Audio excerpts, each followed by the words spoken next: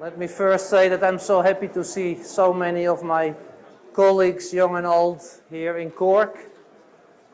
I think it seems to work very well. I see many people talking, discussing, laughing, enjoying, I hope. So we are now halfway.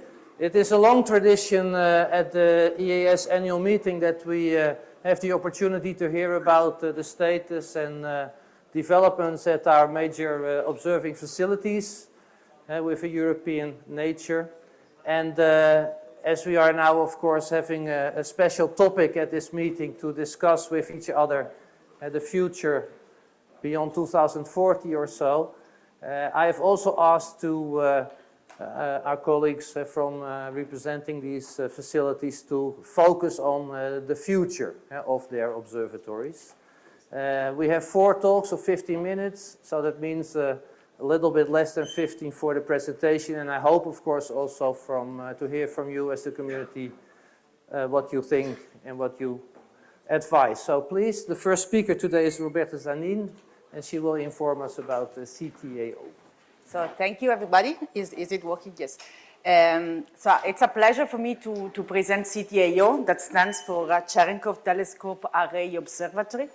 So in one sentence, this is the upcoming, the next generation facility that will be observing the sky at very high energies. And is going to last 30 years, at least that's the requirement.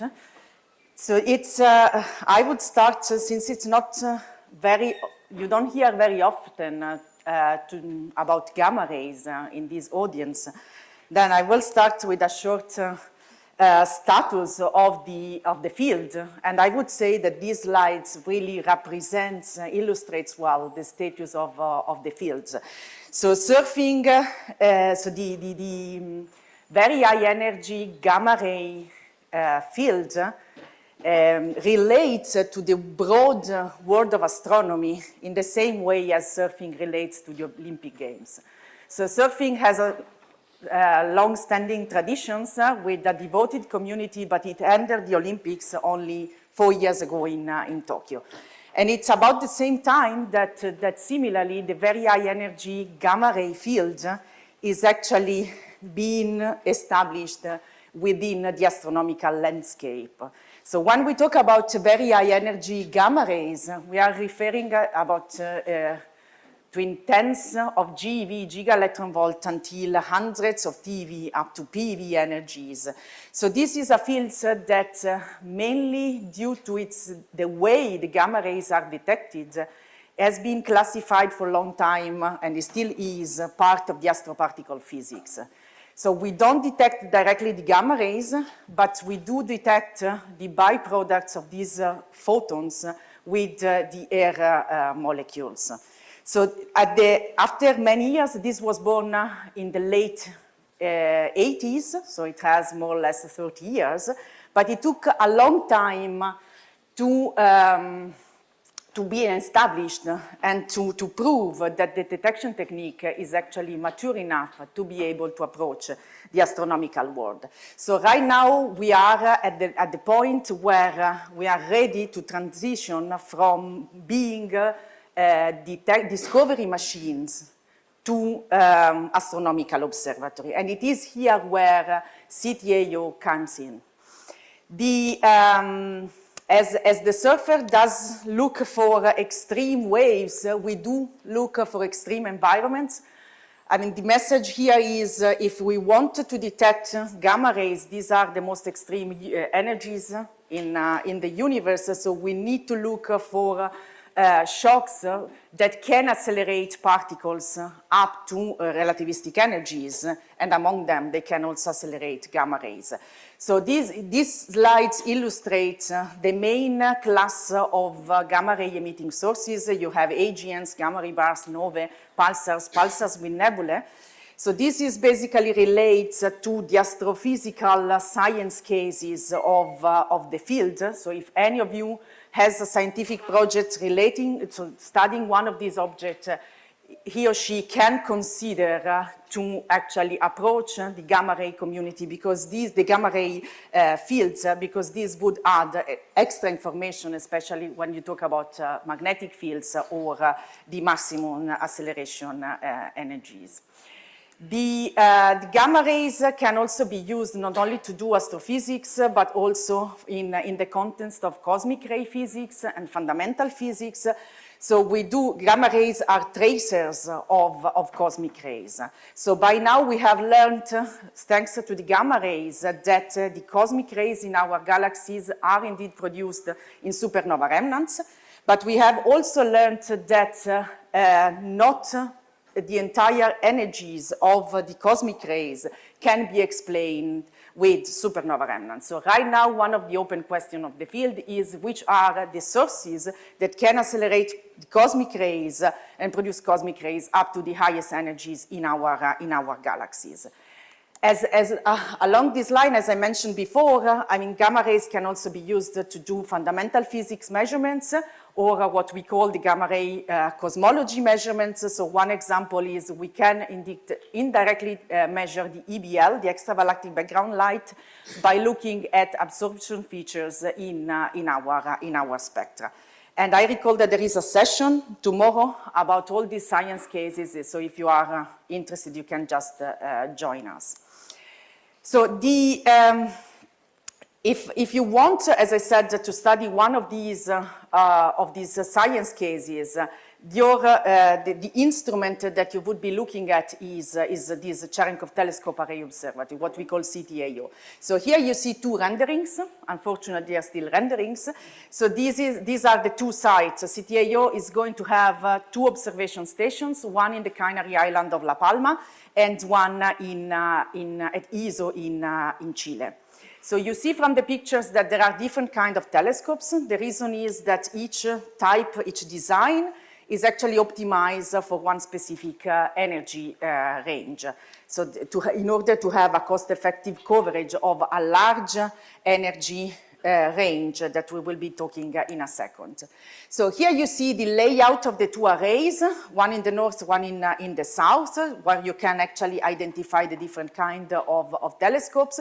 The one in the north includes 13 telescopes. The southern array includes 54 telescopes on a larger region, so the footprint is about 3 square kilometers.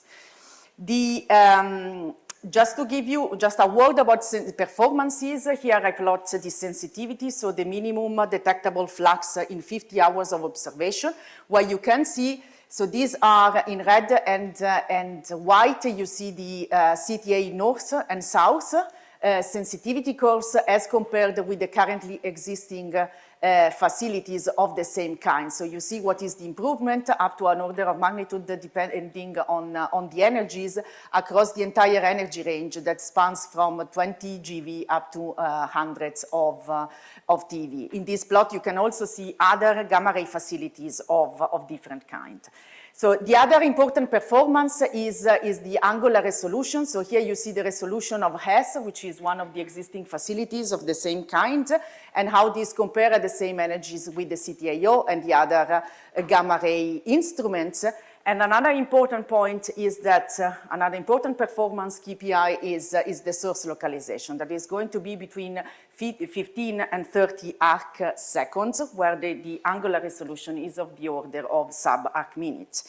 So the source localization is very important because one of the design factor of CTAO is actually that we want this telescope, these instruments, to be ready to produce science alert within 30 seconds and actually to respond to external science alerts within 50 seconds. And we are working hard actually to lower these requirements. So if you combine the fact that we can respond faster to the external alerts, producing internal alerts with a source localization which is of the order of tens of arc second, this makes CTAO certainly a cornerstone in the time domain astronomy. As I mentioned at the beginning, CTAO is going to be a proposal-driven observatory. So this means that the observing time can be requested as in response to an announcement of opportunity call, basically to all scientists from contributing parties, and we also have a 5% time which is fully open. Data access will be fully open without any restriction after 1 year of proprietary period. And as observatory central organization, we're trying to focus a lot on the user support. So we know that we are like the last coming in the astronomical world, so we want to actually support the users in the preparation of a proposal as well as data analysis. So CTIO has become an ERIC, so European Research Infrastructure Consortium, early this year.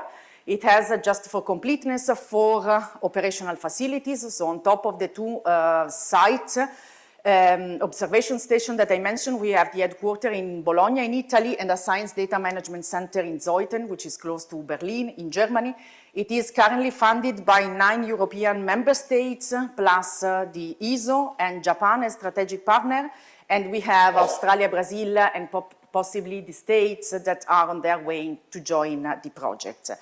So the message, the message is the ERIC is important, is an important milestone because this really allowed us to start the construction. So the construction has formally started at the beginning of this year.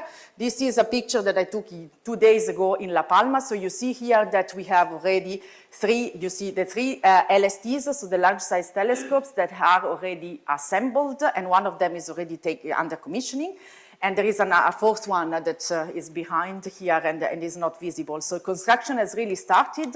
On the other hand, we are constructing and building the telescope for the southern site. So here they are ready. And the message is, in a couple of years from now, we will be having the first intermediate configuration array that will be already overperforming with a small number of telescopes, will be already overperforming the existing facilities.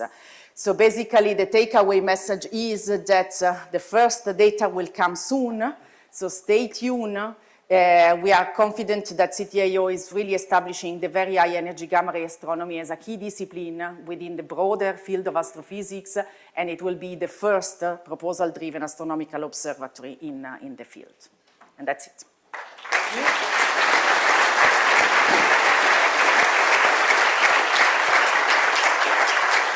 Thank you very much, Roberta. Any questions, comments to Roberta at CTIO? I know the picture is true because I was there a few weeks ago. Very impressive. Everything there.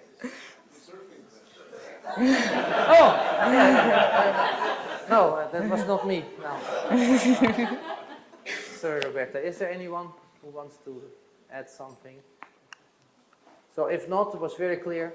Thank you very much.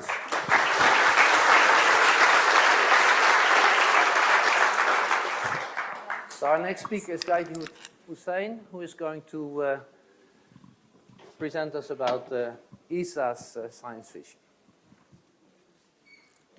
Can you hear me? Yes. Yes. Very good. Fix this to something useful somehow.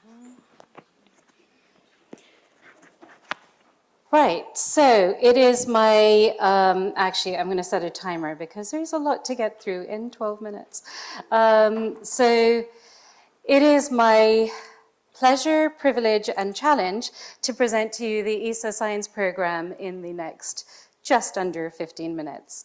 So I'm going to cover the missions, the science, and the future. I've swapped around the titles slightly. Very recently, almost exactly a month ago, ESA celebrated 50 years. When it was founded, we had 10 member states. And today, we have 23 member states. The ESA science program has been an integral part of the European Space Agency's portfolio since its very inception.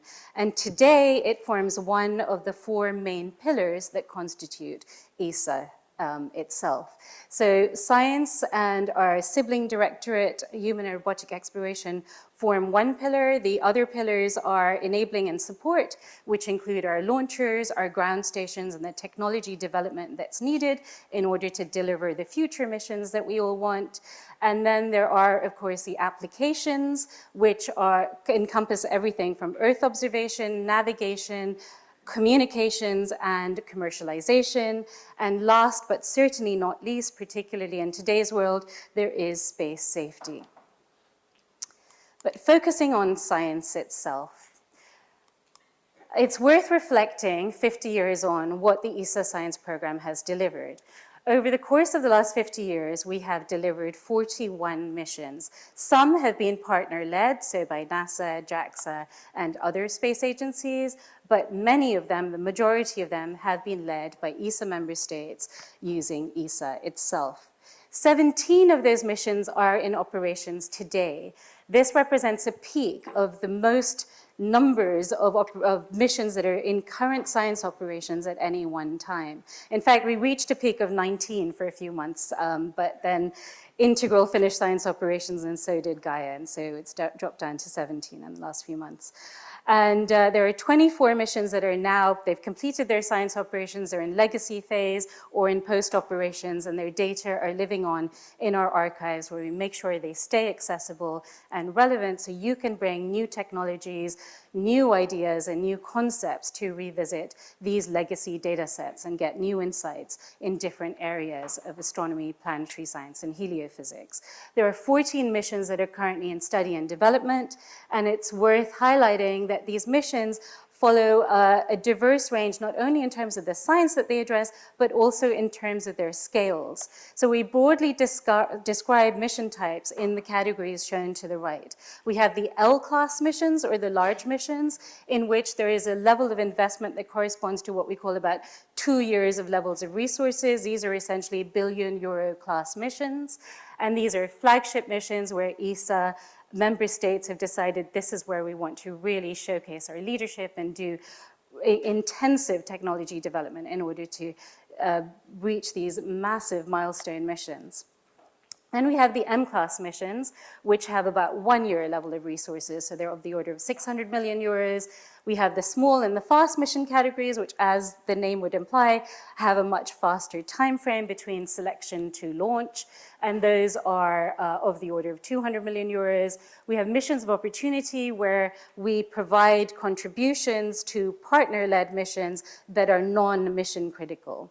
And those are of the order of 50 million euros. And there's a new category that we're trialing on the request of communities such as yourselves, which are called mini-F missions, which are even smaller scale missions. And we've just opened a call. We're undergoing the review and the selection of the ideas that have been selected as part of that call recently. Moving on, and it's not. Is this not? Oh, yeah, okay. Another view of our, to look at our missions in more detail, you can divide them up into two main categories. We have the solar system explorers, which really, as the name would suggest, explore our solar system. So they cover everything from heliophysics to planetary science, including small bodies. And along the top, you can see the missions that are currently in development.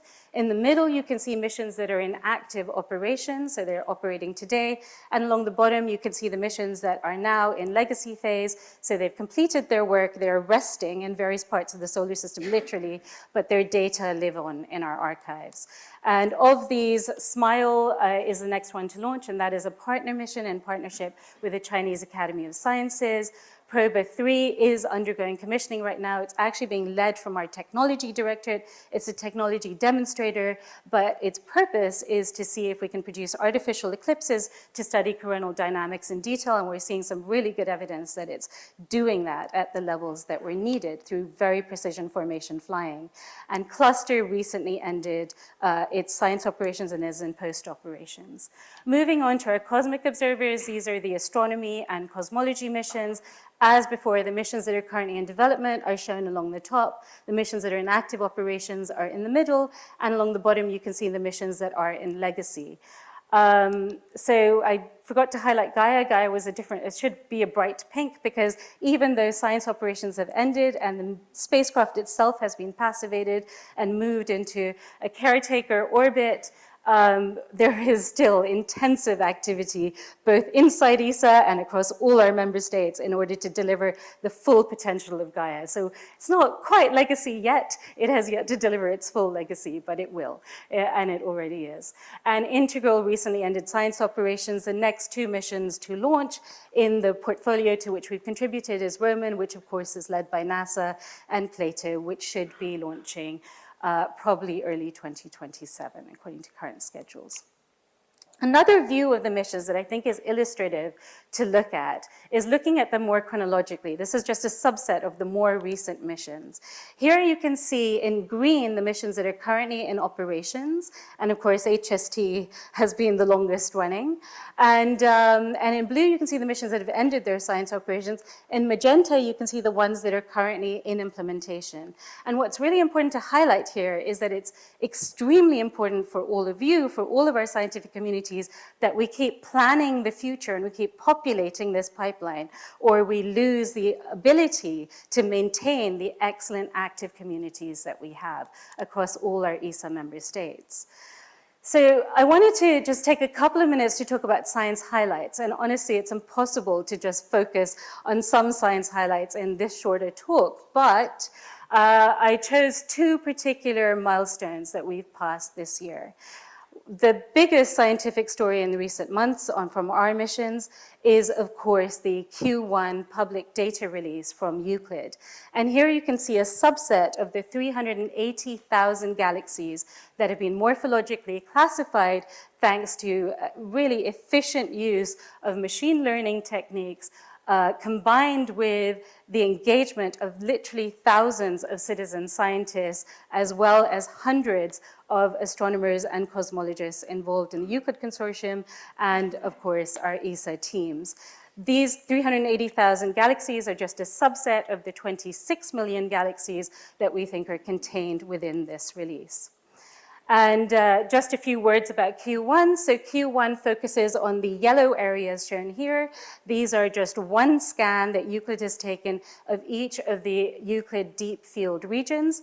Over the course of the 6-year survey, it will revisit each of these regions at least 30 times. So we'll get deeper and deeper images. But just covering these 3 regions with the 63 square degrees worth of coverage that we've received from Euclid, 1 week's worth of observations, we already have a huge haul of data to keep many people occupied. And this, I should add, is much less than 1% of what the Euclid-wide survey will yield in the end. So we're only just getting started.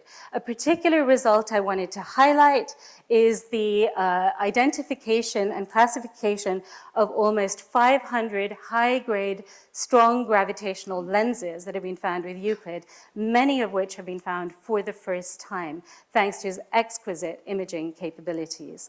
And here you can see a subset of them, and again, these were found through a combination of machine learning techniques and almost 2,000 citizen scientists that engage with it, as well as 60 Euclideans from the Euclid Consortium. And again, there's a lot more to come from this. It just illustrates the power of Euclid itself. Just wanted to highlight this beautiful comparison that Mike Walmsley presented a few weeks ago at a Euclid meeting, which showcases a comparison of what we can obtain from the ground. These are cutouts of areas of the Euclid Deep Field South, obtained with the DESI survey, and a comparison of the same areas with Euclid. And you can just see the exquisite imaging quality, the point spread function, and the stability that you can get from space yields our ability to detect strong gravitational lenses like never before, but also to allow Euclid to reach its core goals, which of course is leveraging weak lensing to understand the nature of dark matter and dark energy. It's one of its goals. Moving on very quickly, I wanted to talk to another big milestone, and this is another first for humankind. Solar Orbiter essentially left the ecliptic and is starting to get more and more polar views of the sun. And very recently, just a few days ago, we could release the first images. And here you have the first detailed images of the poles of the sun This is the south pole of the sun taken with different views, so you can see different images of the solar photosphere, the solar corona, and different transition regions, different parts of its outer atmosphere. There's also some beautiful movies, but I thought it a bit risky to try and fit in movies in this time, but if you're interested, please go and check them out. But also, we're catching the sun at a very particular critical point of the magnetic activity cycle, so as it moves out of the activity cycle, those poles, tracing what happens with those poles is absolutely critical to understanding the solar dynamo. XMM Newton passed a 25-year celebration anniversary this year. There are many superlatives to say about XMM Newton. One that I'll highlight is year upon year, we see oversubscription rates of 7, which is extremely healthy, and we see a lot of engagement from scientists, not only across the ESA member states, but well beyond. Gaia, as I indicated, has finished its science operations. Already, just with data release 3, we have completely transformed our understanding of the structure of the Milky Way, the definition of the spiral arms, the properties of the central bar, and much more beside, for instance, finding a whole new family of dormant black holes. Couple of words about the future. Of course, we leverage your priorities. We work with the scientific community to help define our future roadmaps. Voyage 2050 was published about 4 years ago, and we are very keen to get started on Voyage 2050, but also to deliver on the previous roadmap, which was Cosmic Vision. Now, I just wanted to remind you of what our advisory structure looks like. So essentially, we understand scientific priorities of our member states using the various advisory groups we have and soliciting white papers from the community during these roadmap exercises. The Space Science Advisory Committee then provides recommendations to the ESA executive. At the same time, the member states determine our levels of resources, and via their delegates to the SBC tell us how to essentially deliver on those priorities. So relevant to that, we have upcoming the Council of Ministers coming up this November, and that will determine the levels of resources across the agency and for the science program specifically. What our priorities are for this upcoming Council of Ministers is essentially ensuring we get enough funding to ensure that we can complete the delivery of the last roadmap, Cosmic Vision. I'll talk more about that in 1 second, as well as really set a solid foundation for Voyage 2050. And you can see some of the aspects that we could get started on in the next years. Just to remind you, Cosmic Vision, this is the suite of missions that have come out of the Cosmic Vision exercise. In green, you can see the missions that are currently operating. With what we're proposing, we'll be able to adopt Arrakis and New Athena in the next years, and of course, deliver on the missions that are currently in implementation and are readying for launch in the next decade. And Voyage 2050 will continue with the down selection of the M7 candidates. There are many ways to connect with ESA Science. There are many opportunities to do that via the links provided here and the QR codes provided here. Do subscribe to the ESA Science newsletter if you're at all interested. We will be going out with a call for asking people to express interest in joining our advisory group. So if you have any interest in that, please look out for that. That'll be coming out in the next months. And that's it. Thank you so much for your time.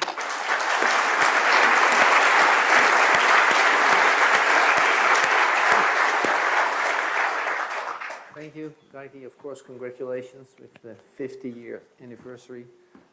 Tomer has a question.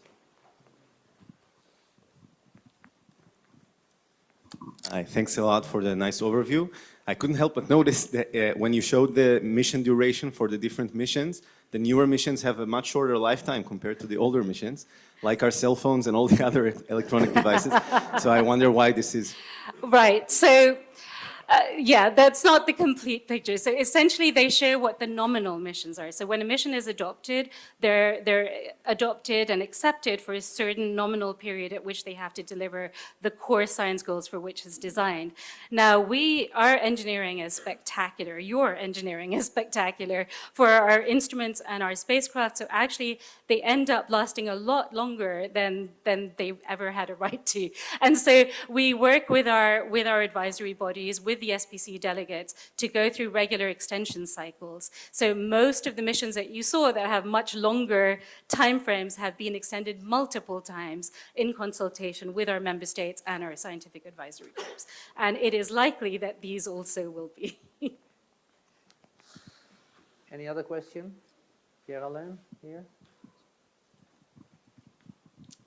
I can't help asking about the impact of the budget cost of NASA on the ESA missions. Can you say a few words on it? Sure. It's a good question. It's obviously very relevant. It's a moving situation, right? So we don't know what the NASA budget will look like.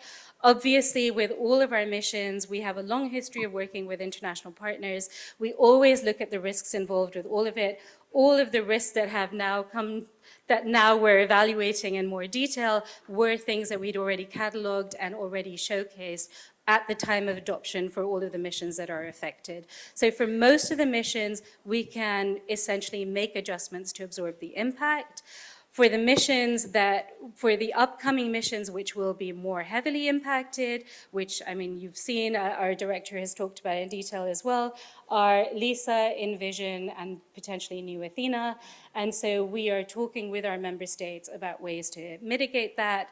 The good news is that technologically, we have the capabilities within European member states to meet all of the shortfalls that would come, should the worst come to pass, but obviously, it doesn't come for free, and so we're talking about potential solutions on those fronts. Okay, Gayatri, thank you very much again.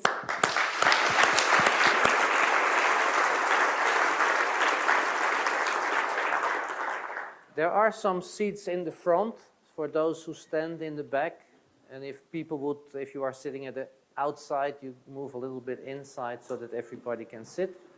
So the next speaker is Simon Barry, and he will tell us about the recent developments and future work at SKAO. Please. Thanks very much. Yeah, like the other speakers, just want to say it's a privilege to be here and have some time to talk to you this morning. So as with the others, I've got 12 minutes to cram quite a lot in here, so I'm going to get on with it and move to this. Pleasingly, my movie has worked, having snuck it in. So I'm going to begin by giving an overview of SKA. What it is. I'll speak a little bit about the science that will come from it. I'll describe the fact that construction is well underway, and I'll finish up by describing the timelines that we see for interaction with the community. So I'll say a bit more in detail in a moment. The overview is that we have 2 telescopes that are under construction. SKA MID, as it's called, the Mid-Frequency Telescope, is under construction in South Africa. That's what you see at the top. That didn't look healthy, did it? And underneath it, you can see the SK Low Telescope, which is being constructed in Western Australia. They're very large geographical extent, as I'll show in a second, and a very large number of antennas in both cases. I actually work at the headquarters, which is at Jodrell Bank Observatory, under some beautiful aurora last year in the UK.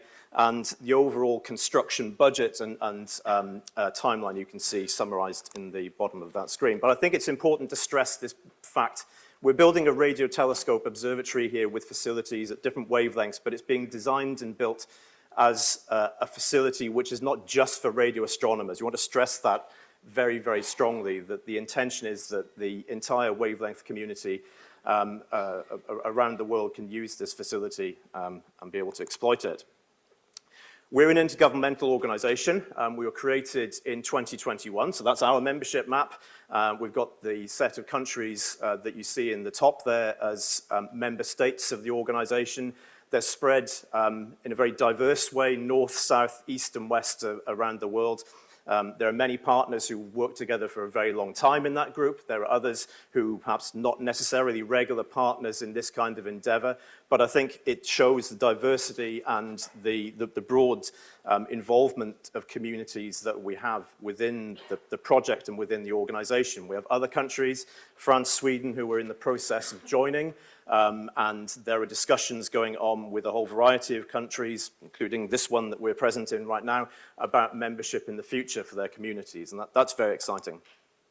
So in a little more detail, SK Low in Australia is what you see here. It's 130,000 ultimately of these log periodic antennas. People describe them as metal Christmas trees, about 2 meters tall, and they cover that wavelength range that you see there. Ultimately, the separation between the baselines will be up to about 70 kilometers. You can see that, as is evident if you go to the sites right now, they are massive civil engineering projects apart from anything else. There are hundreds of kilometers of tracks, tens of thousands of pieces of metal on the ground to form the ground planes for the instrument, and cabling and basic infrastructure which is being developed. We're putting out all the infrastructure that's necessary to accommodate that 130,000 antennas in Australia. As I'll come to in a minute, life's not perfect, so we're not building quite that number of antennas at the moment, but the intention is to be ready to be able to expand to that full design baseline capability as soon as we can. Similarly, in South Africa, the telescope will ultimately comprise just under 200 steerable dishes, and that will incorporate both SK mid dishes, which are new for the facility, and also the incorporation of Meerkat, South Africa's national radio astronomy facility, which is best in class by many measures, and ultimately will be incorporated into SK mid to make the full facility. You can see the frequency range there, and the geographical extent of the telescope here, 150 kilometers, again, hundreds of kilometers of civil engineering, roads, tracks, fiber, power cabling and so on is going in to make the instruments. You can see, hopefully in the diagram there, a bit of a zoom in. It's a spiral arm structure of the antennas with a very densely packed core of dishes in the middle.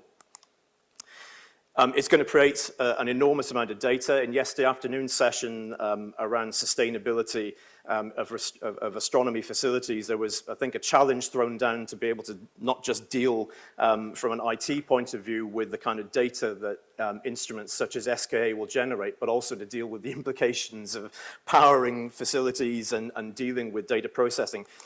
We'll be running at about 700 petabytes per year of data products. They will be go after processing to be shipped around to regional centers around the world. And there's a project which our teams are working through at the moment, which is to develop this global network of data centers and expert access centers, which will be the gateway for astronomers to work within the SK environment. In Europe, there will be a number of these in place, and the planning for that's happening at the moment, being able to deal with that huge data rate and data volume that will be coming. As I said a moment ago, life's not perfect, so we have enough resources to be able to build a subset of those numbers of antennas that we have at the moment. This is a summary of the release that will ultimately be in place on the dates that I'll speak about a bit later. There are other experts in the audience that will speak much more about what's happening here, the capabilities, the offer that will come from the observatory in this phase. At a lunchtime session, I'll do my plug right now, that's happening at 1 o'clock today, and we'll be speaking much more about the capability and the community availability and access. Why are we building it? Well, of course, it's science, and the variety of overall science cases, key science questions that underpin a general purpose observatory like this, from astrobiology right the way through to fundamental cosmology.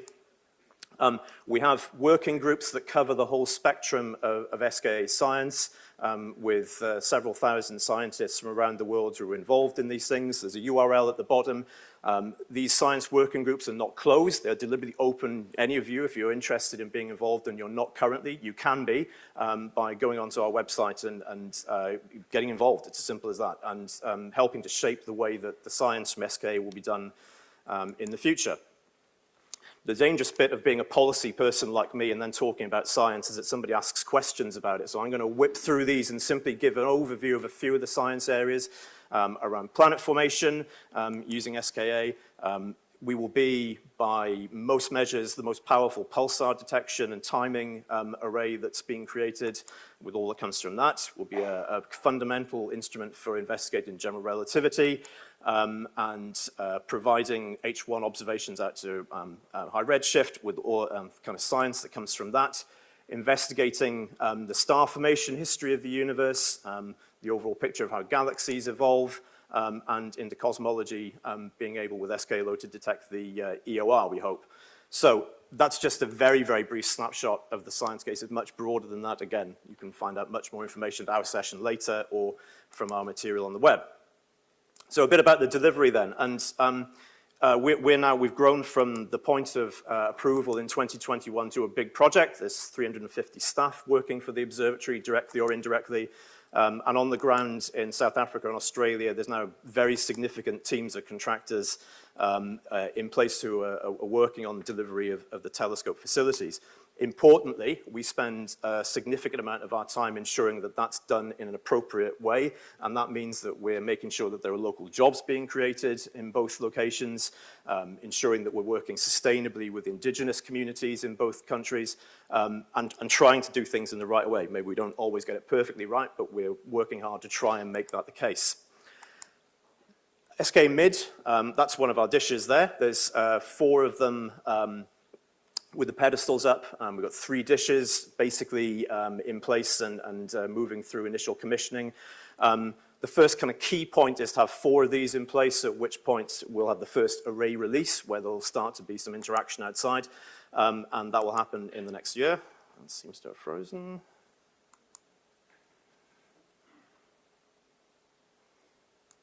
Oops.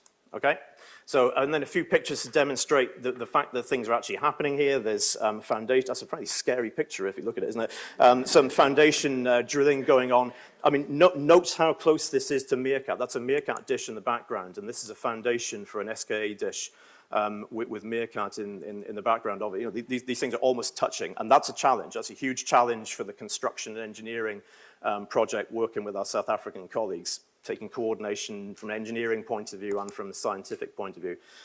That's what one of these dishes looks like just before it's lifted. These things are lifted up onto the pedestal and then go through all sorts of commissioning work. Moving across the Indian Ocean, this is the construction camp in Western Australia.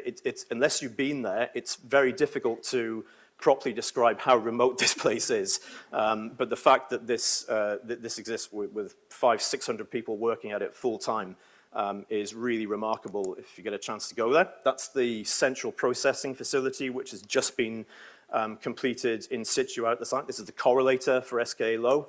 And that's, I think, a beautiful picture, actually, of one of our stations under construction. So the antennas you can see on the metal meshing there, each one of these is being assembled effectively by hand and then deployed out onto the site. And in the first part of it, that's about 80,000 of these being deployed. And you know, you can imagine the kind of complexities and in terms of project management that comes with that.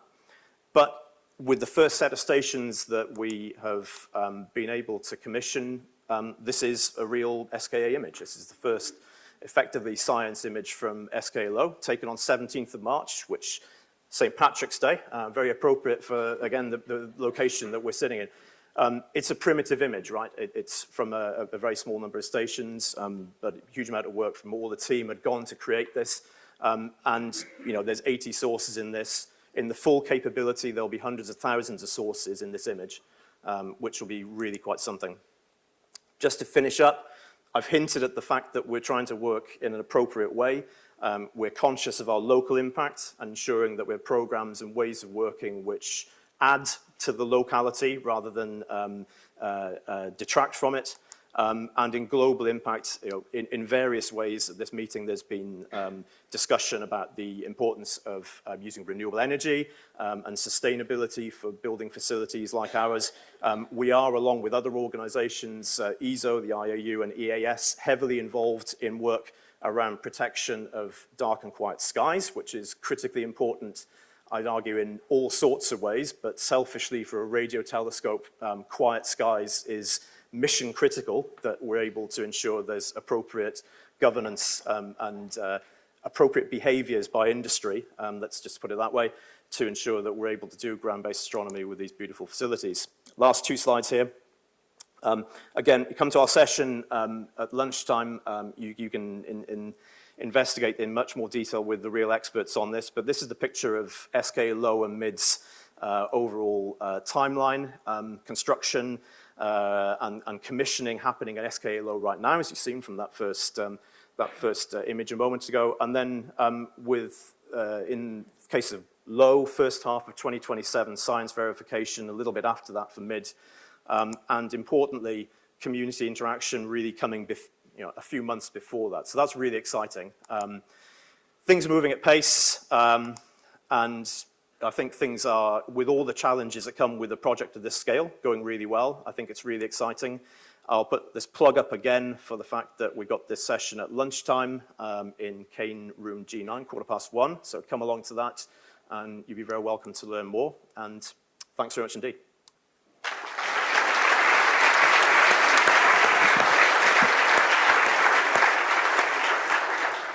Thank you very much, Simon. Any questions, comments? In the back, I see a hand.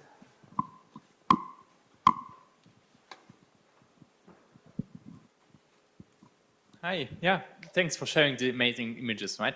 I was wondering, like, the construction images for, like, next to Meerkat, right? This does not really look like a radio quiet zone. So how do you deal with, like, Meerkat to observe and building SKA at the same time? Yeah, the short answer is it's really complicated.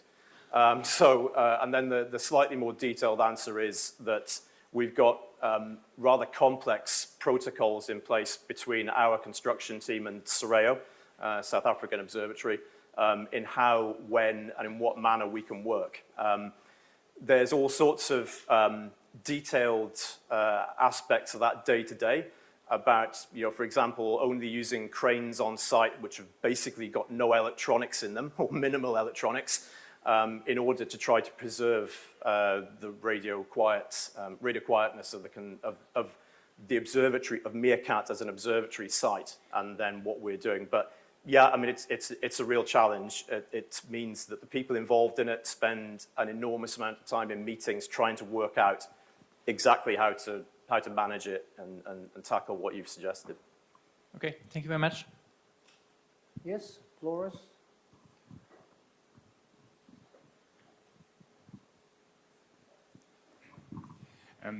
Great to hear that you're also conscious about using renewable energy sources.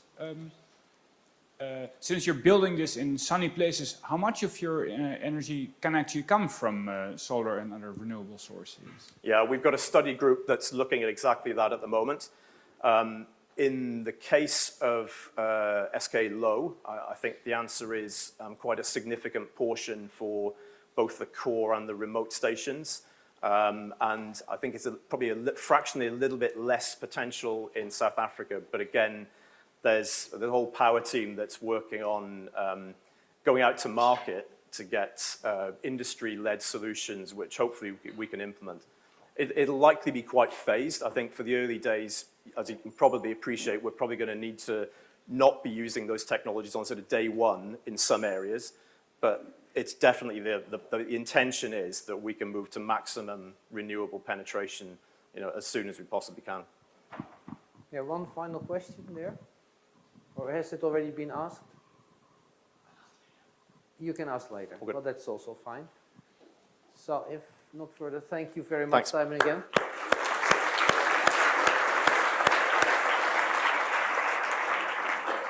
Last speaker of this session is Jarle Brinkman from the European Southern Observatory. Thank you.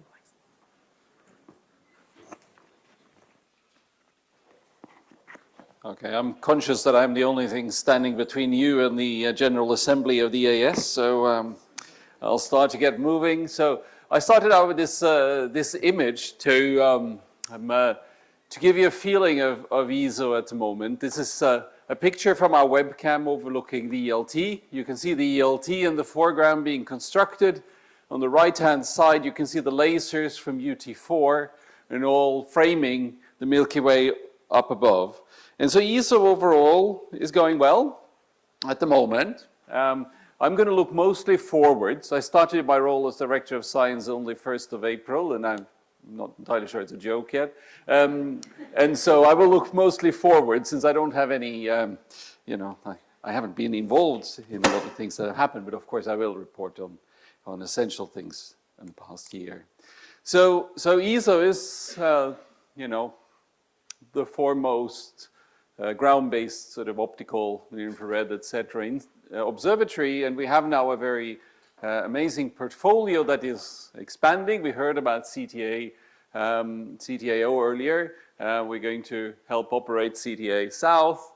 We, together with North America and East Asia, we operate ALMA. LACIA has been the foundation stone for ESO.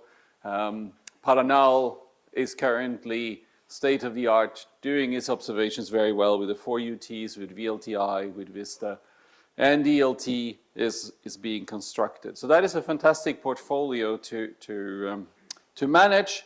And of course, there's a lot of things that happen all the time. There's a few slides I want to just give a few things that might be important for people to be aware of for the coming year. One thing, many of you will be writing proposals for EASO. It is important, if you weren't already aware, that those are going to be now yearly cycles. We're not going to do semestral proposals. So the next call will come out in the middle of August, and it will be open until the end of September. And there will be a fast-track channel that will give you another possibility for some subset. The rules for that will be provided when we open the call. So that's important.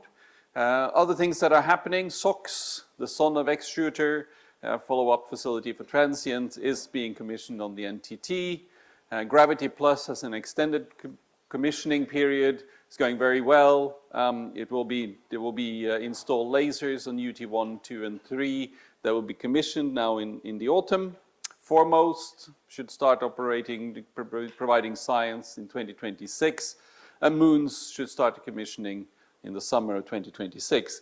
So that's all very exciting, and we're going to see a lot of exciting astrophysics out from that. There's going to be a SOX day next week, if you want to learn more about SOX and the interaction with community, July 1st. There's going to be a VLT 2030 workshop in January 2026, and we're working on the Expanding Horizons program. We talked about that earlier today, and I'll say a few words at the end. So this is the scenario right now. Well, not quite. It's going to soon be. There's extra lasers are indicated here. But this is what's looking out. Everything is working well. We have a program to construct a second deformable secondary, which will go on one of the UTs to help reduce the pressure on UT4, which for those of you who have applied for Muse, Aries, time, etc., you will know that the pressure is rather substantial there. And then we're looking forward. But before we're looking forward, let me look a little bit back. Just give you a couple of science highlights. Here's a very nice synergetic observations combining VLT, gravity, and ALMA, which are very similar spatial resolution abilities. They're able to resolve a very close binary, which has JWST observations providing a panoply of chemical indicators. And then joining these together, you can try to interpret this play and this system, and this combination of ground and space, I think, is really something that we'll just see more and more of.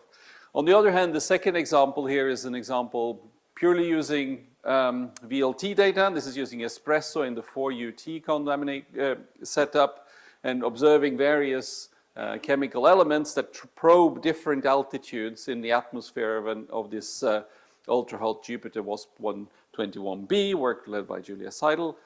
And you can then infer the atmospheric dynamics of this system, which I think is rather remarkable. So I'm just going to very shortly just a few pictures of SOX and Moons. So this is being commissioned. We will see science from SOX in not too long. Moons passed primary acceptance Europe. It's a little bit delayed because of some small last-minute issues, but that will start commissioning next year. Gravity has had an update of its AO. You can see here the improvement in Strel ratio by eye between the old AO system, Macao, and the Gravity Plus AO. It's a factor of 3 in Strel. And on the VISTA telescope, the handover of Foremost is going very well, and we expect to see science in 2026. But that's not all. So here is a flow diagram, a little bit similar to what Gaite was showing about for ESA, showing where the instruments came on in Paranal. And you can see after there was a big rapid pickup at the construction of the VLT, subsequently, we're delivering about 1 instrument every 2 years. That's sort of been the routine for ESO, and but that requires effort, right? And so the VLT program scientist, Hélène Perrault, and the VLTI program scientist, Antoine Morin, is leading VLT 2030 plus. So an effort to ask the community to define what we need on the VLTs going into the mid-2030s, into the 2040s. And we will kick that off with a conference at ESO in January 2026, where I hope a lot of you will participate, and then a call for white papers, and then we will start instrument development in the 2030s. And I think it's very important to realize that that is crucial for science, right? Because the ELT will come, but some of you might think, oh, the ELT will come, we don't need 8 meters anymore. And that's not going to be the case, right? There was a transition, a rather rapid transition in the 90s when we went from 4 meters to 10 meters. The 4 meters did phase out substantially for some science areas. I do not expect you to see a similar rapid transition for the ELT. So it's very important that we make sure that the VLTI is at the forefront, and for that we need the community to come together. Now, ALMA is another jewel. It's moving upwards now in altitude. This is from some slides from the program scientist for ALMA, Maria Diaz-Trigo. Here's another very beautiful synergetic observation from between space and ground. Here is a redshift 14 galaxy identified with JWST in the JADE survey. It's at redshift 14. It's a spectacularly high redshift today. This was then observed with ALMA. With ALMA, you can find oxygen 388 micron line. And what is quite striking about this was about 6-hour JWST observations. These ALMA observations, well, they took about 6 hours as well, but that was because we had to scan in wavelength to find the line, because the redshift from JWST was not very accurate. We're going to have a wideband sensitivity upgrade, which will broaden the frequency reach at a single exposure with ALMA.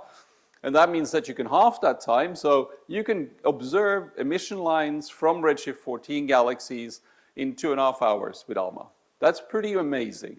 And that's not the all. So Maria van der Sande, in her nice plenary talk, she showed this movie from Flemings et al., where ALMA could actually see the convection happening in real time in a giant evolved star. It's a very, very cool result. I don't have the movie because I'm having a PDF here. Another result that came out, where again the wideband sensitivity upgrade will really speed things up dramatically, is to look for deuterated molecules. This is, in this case, deuterated hydrogen cyanide, where the upgrade will really speed up the science gathering. So ALMA is going very well. Observations are going extremely rapidly. It's still frustratingly oversubscribed. That's just the reality when you have a cutting-edge facility. The wideband sensitivity upgrade, there is a lunch session for that where you can learn more about that. We expect to see operations and science delivered from WSU in around 2030. And there's also a call for proposals open for those of you interested in ALMA development studies, deadline towards the end of August. Now, not everything is a dance on roses, so let me touch on one aspect. So Bruno mentioned this yesterday. There is a pressure on Paranal from the INA project. Bruno mentioned light pollution. I wanted to emphasize that it's not just light pollution. You have a big solar plant that will create extra turbulence, which will worsen the seeing at Paranal. During construction, and to some extent during operations, there will be an increase in dust emission, which will impact the transmission of our mirrors because they will get coated with dust and we will have to recoat them more frequently. And perhaps the most concerning of all, there's going to be windmills there. They will deliver shocks into the ground that will propagate. And so our estimates is that vibrational power spectrum might give vibrations above the design limits for the VLTI and the phasing of the ELT M1. And so if that comes to pass, of course, this is very problematic. So that's a warning. We're working on this, of course. There's a lot of constructive. We're working with the Chilean authorities. We have submitted our view on this, but it is concerning.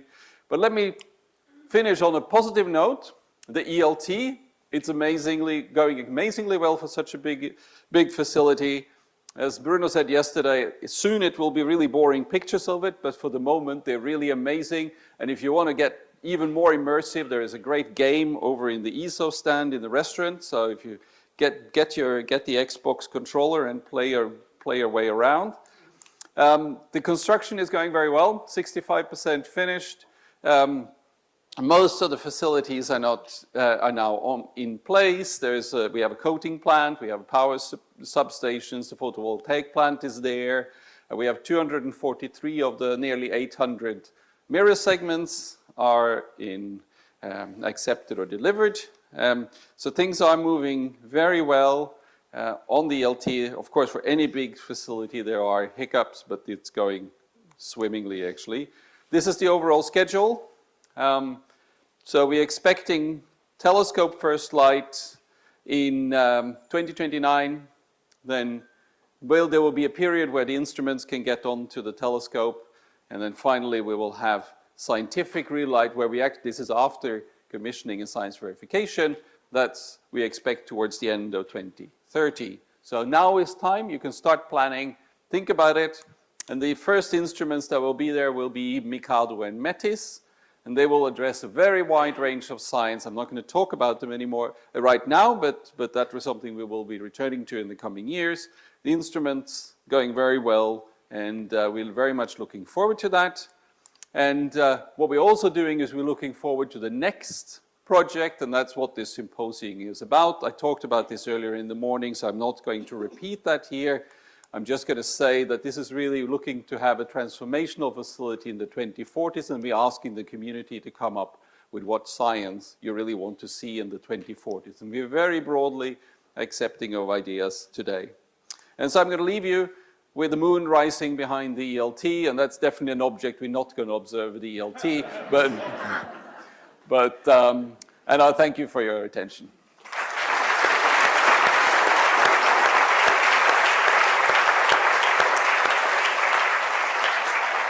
Thank you, Jarle.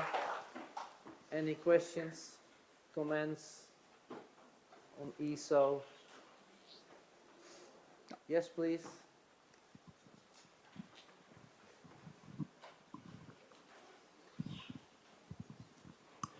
Yeah, more a comment than a question, really. I think perhaps you're being a bit too dismissive of the 4-meter class telescopes compared to the 8 meters. Like, certainly in exoplanet science, we are very fond of, let's say, a 3.6 and even the smaller telescopes.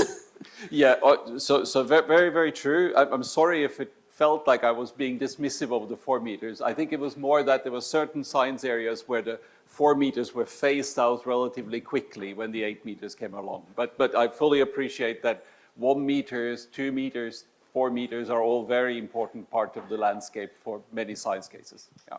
There's another question right next to you. Quick question about this INNA project and the situation. So when can we know? When can we? What will going on? If they will stop or how the situation will evolve? And if maybe question following that, if the community from the partner countries can help somehow in pressing the Chilean government for that. Yes, so right now there is a lot of, so we have, there is a environmental assessment exercise going on in Chile, and there was, so the company presented their assessment. We presented our view, reply to that with a very thorough report, so that's being assessed. We don't exactly know when we're going to hear from that. But in parallel, there is a lot of effort from the member state countries, really through the ESO Council. And we've had a lot of high-ranking politicians in visiting Chile, bringing it up. But of course, this is also an aspect of Chilean self-governance. So Chile also needs to, this is not Europe telling Chile what they should do. And ESO is very supportive of the whole idea. The INNA is a green energy plant. We think that's a very positive thing. We just don't think it should be exactly next to Paraná.